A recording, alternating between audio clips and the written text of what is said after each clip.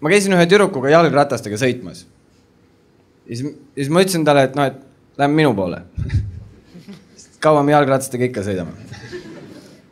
Mitte midagi huvitavat pole kunagi jalgrataste peal juhtunud. Minu pool äkki juhtub. Aga minu jaoks on külalislahkus oluline. Ja kui me minu poole jõudsime, ma tundsin, ma olen väsinud. Siis ma mõtlesin selleks, et nagu tuju üles kütta, et ma teen ühe pongi. Ja siis ma tegin selle pongi ära ja esimene külalislahke mõte, mis mulle pähe tuli. Oli see, et ma vaatasin talle otsa ja ma lihtsalt ütlesin, et soovid ka. Ja ta vastas mulle nagu vana veteran. Lihtsalt, igatahes. Ja ma mõtlesin, teen, see on lahe tüdruk. Siis ta tegi ka pongi ja me ajasime juttu, meil oli väga tore. Ja siis mingist hetkest ta hakkas mulle lihtsalt ütlema.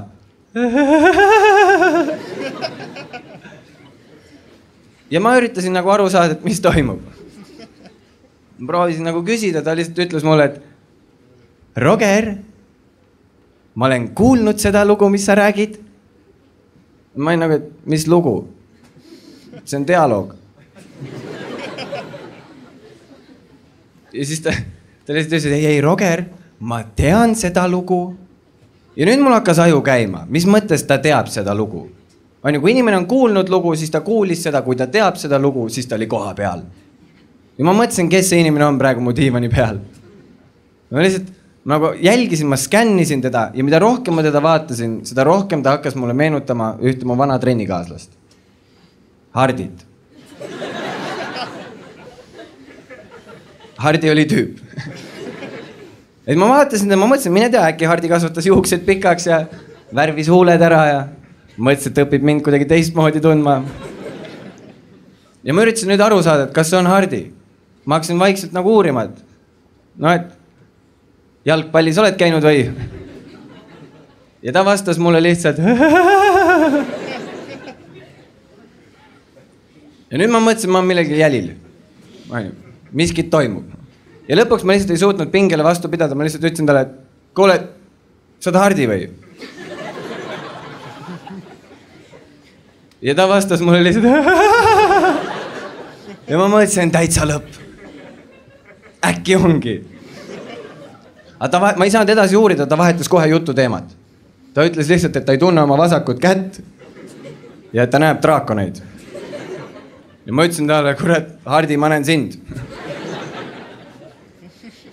Ja siis ta ütles ikka, et tal on nagu suht paha olla. Ja ma üritasin ta nagu maha rahustada. Ma ütlesin talle lihtsalt, naudi. Mis ei olnud hea asi, mida öelda, sest tema mõtles nüüd, et ma üritan teda vägistada. Ma ütlen, sul on paha olla, sa kurdad sellega, sa kellelegi on ju. Ja siis ta ütleb sulle lihtsalt naudi. Aga ma mõtlesin nagu, et come on, Hardi, me oleme vanad sõbrad. Ma ei hakka sind vägistama. Ja siis mis me tegime, oli see, et me kutsusime kiirabi.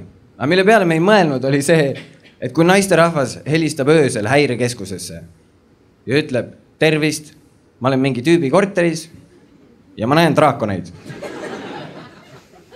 Siis nagu kiirabi ei ole ainuke, kes kohale tuleb. Politsei tuleb ka. Ja nad jõudsid kohale, tema läks alla, talle tehti mingid uuringud ja asjad. Ma vaatasin lihtsalt aknast alla, vaatasin, ma olen vangi. Ma olen kindlalt vangi. Ma siis mõtlesin, ma naudin viimaseid minuteid, panin veel muusika peale. Ja siis ma sain telefonikõne, on ju. Ta tead, sealt alt, on ju. Vanad sõbrad, tal oli number olemas. Ja siis ma võtsin vastu ja ta ütles mulle, et mind tahetakse ka alla. Et nad tahavad mind ka üle vaadata. Ja ma mõtlesin, issand jumal. Keegi vähemalt hoolib. Kus nad teevad, et mul paha pole olla? Ja ma läksin alla, ma ütlesin neile tere õhtust ja me hakkasime rääkima. Ja siis politseinikus ütlesid, et noormees, me oleme vaatama selle korteri üle. Ma mõtlesin, et miks? Mul sai savu otsa. Rohkem pongi me ei tee.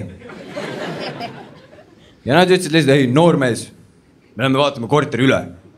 Ja inimesed on varem ka ennast vägisi minu poole kutsunud. Ja siis mul lihtsalt kuidagi see külalislahkus lülitus sisse. Ma lihtsalt tegin ukse lahti ja ütlesin, lähme. Meid ootab rännak.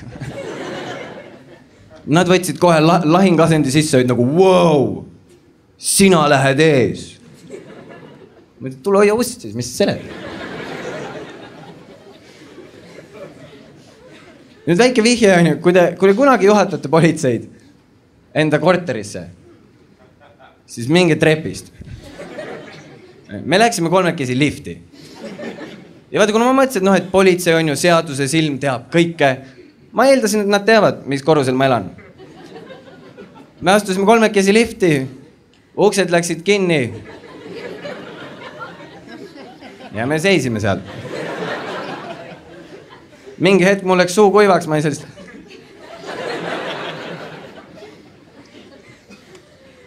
Ja nad läksid närviliseks. Nad vaatasid, et ma seisan seal, et noh... Siin ta siis ongi. Siin elan mina. Mul on seina peal peegel. Korruseid on 5. Uksed on automatiseeritud. Lihtsalt vajuta nuppu. Ja nad läksid närviliseks, nad ütlesid mulle lihtsalt, noormees, mis korrus? Siis ma ütlesin, rahu on ju. Te olete ikkagi külas.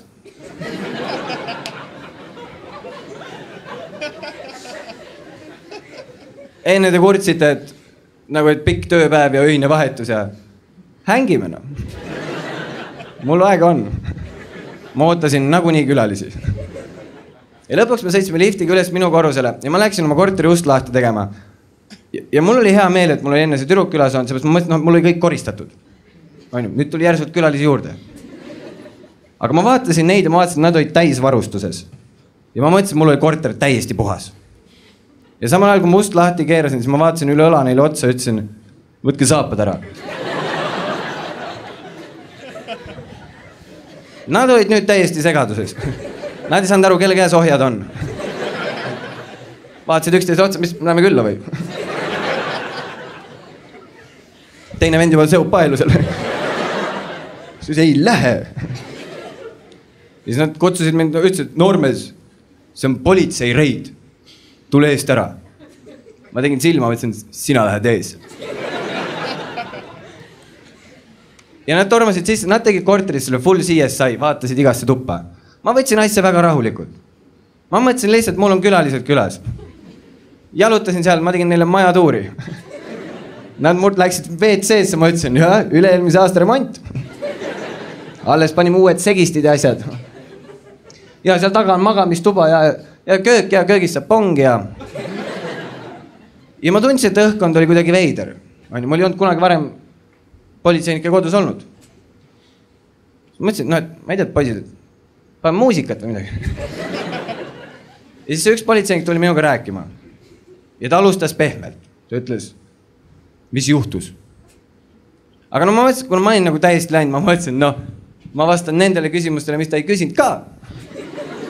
Ja ma lihtsalt ütlesin talle, õhtu oli mega. Sõitsime tüdrukuga jalgratastega, tulime minu poole, tegime pongi, ta ütles, et tal on paha olla. Ma ütlesin, ei ole. Ja siin me oleme. Ja siis nagu terve aeg, kui meil see vestlus oli, ma vaatan talle silmast ja ma näen, et ta hoolib. Talle läheb korda see lugu. Ja ma mõtlesin, et me nagu kuidagi, meil tekib mingi side. Meist saavad äkki sõbrad. Aga tema vaatas, et ma läksin närviliseks. Ja põhjus, miks ma läksin närviliseks, oli see, et ma mõtlesin, et kui me kõik siin nagu niimoodi sõbraks saame, siis et miks ainult mina lugusid räägin. Iga kord, kui ma tema käest midagi küsisin, näiteks mis koolis käisid, siis ta ütles lihtsalt, noormees, praegu on asi sinus. Ja see oli see moment, kus ma nägin, et terve see nagu intervjuu ja terve see külaskäik, sellel vennal oli rinna peal GoPro kaamera ja filmis kõike. Nagu kõike seda.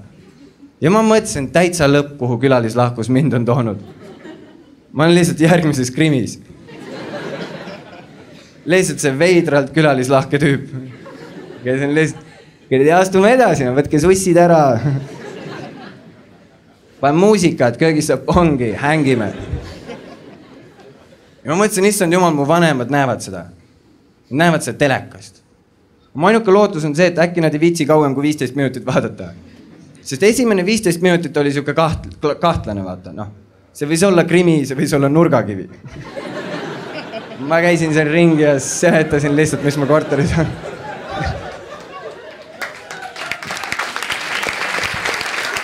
Kuulge, mina olen Roger Andre, suur aitäh!